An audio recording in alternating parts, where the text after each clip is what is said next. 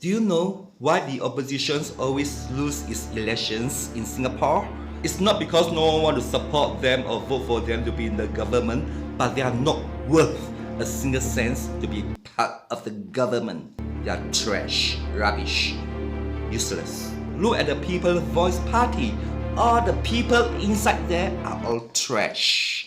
And they have been screaming and ranting and always give false information on social media. The leader, the guy who is also a lawyer, has been doing fundraising every time for any matters so that he could get money out of it. Do you really think they serve Singaporeans or want to make Singapore better? Pui! They only serve money, okay?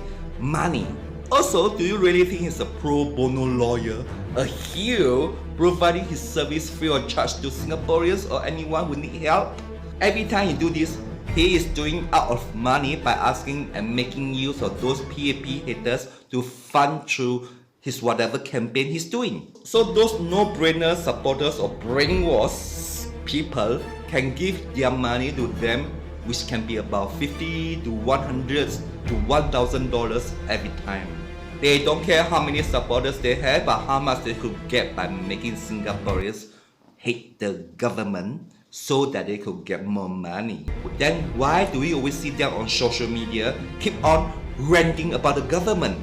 Always complaining that the cost of living is rising, PAP ministers are getting high salaries, CPF is a scam, and all kind of ridiculous things they could bring out. What they want is to cause haters to feel shook. When the haters are shook, they will give them money to become more shook. The more they're shook, the more money they will give to his fundraising campaign. Do you see my point? Shook until their backside become red. This is what he's hoping to achieve, just like what his ex-partner M Ravi always did in the past. On the surface, they appear to be Singapore heroes in helping those who are suffering because of how the government has been treating them, but in reality, they just want money. This because their business is not making any money, and this is why they are doing all this to get money.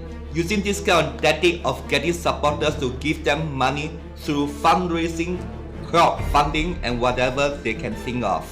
They lie to the public that what they are doing is for fighting for justice, but no one ever publicly dares to question them whether they get a single cent or not.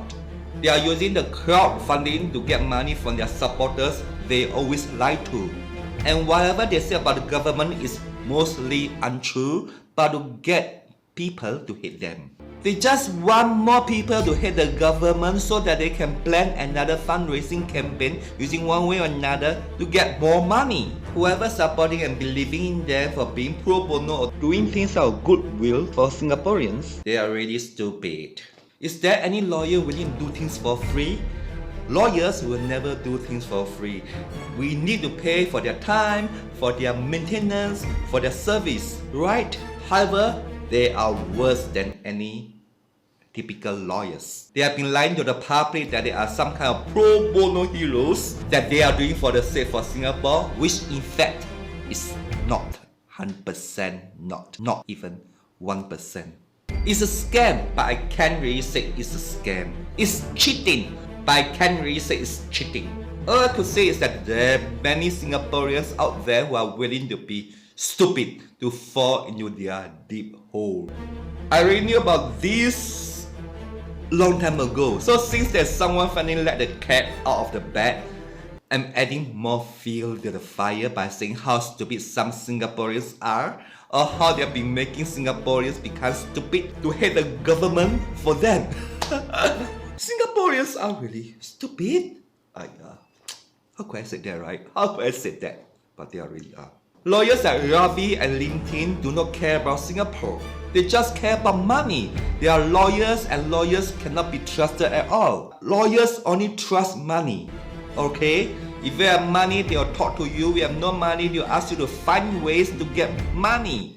No money, no talk. So, don't ever believe in any lawyers who claim they are pro bono. Thank you for watching. Subscribe, like, share. Stay tuned for more to come.